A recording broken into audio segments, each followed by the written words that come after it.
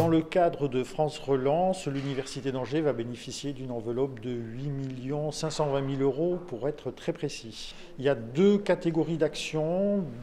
Première catégorie sur des rénovations lourdes, que l'on qualifie de lourdes, c'est-à-dire on travaille sur l'enveloppe extérieure des bâtiments, leur isolation, les huisseries, donc vraiment des opérations très conséquentes. Il y a ensuite une deuxième série d'opérations qui sont plus liées là sur du matériel, on va dire, qui participent aussi malgré tout à une réduction de l'empreinte carbone de l'établissement.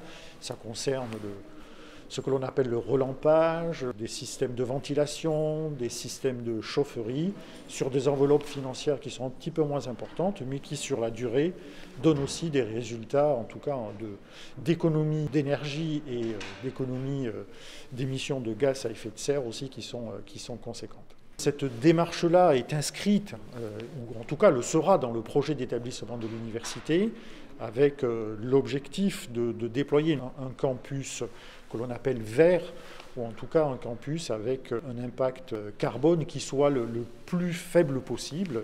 Alors au-delà de ce plan de relance qui constitue un espèce d'effet d'accélérateur sur un certain nombre de sujets, notamment de travaux, l'université, et notamment l'Université d'Angers, avec ses 26 000 étudiants, ses 2 000 personnels, ses 160 000 mètres carrés de bâtiments, participe à l'activité économique du territoire.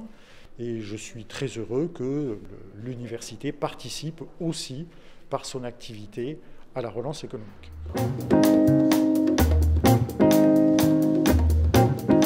Dans le cadre du plan France Relance, donc nous devons notifier l'ensemble des marchés de travaux avant le 31 décembre 2021.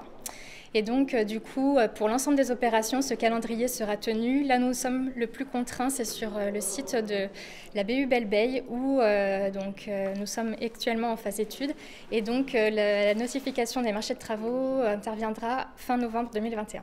Donc, la réception de chantier pour la BU Belle-Beille sera prévue pour mars 2023.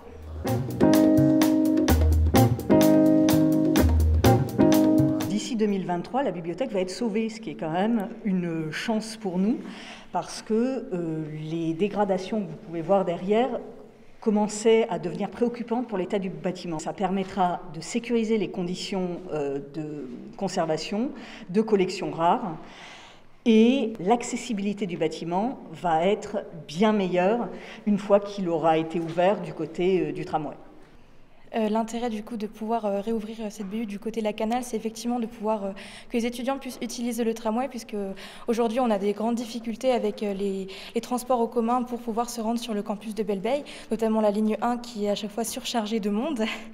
Et pouvoir donc venir vers rue la Canale, ça va pouvoir permettre aux étudiants d'accéder plus facilement à la bibliothèque universitaire.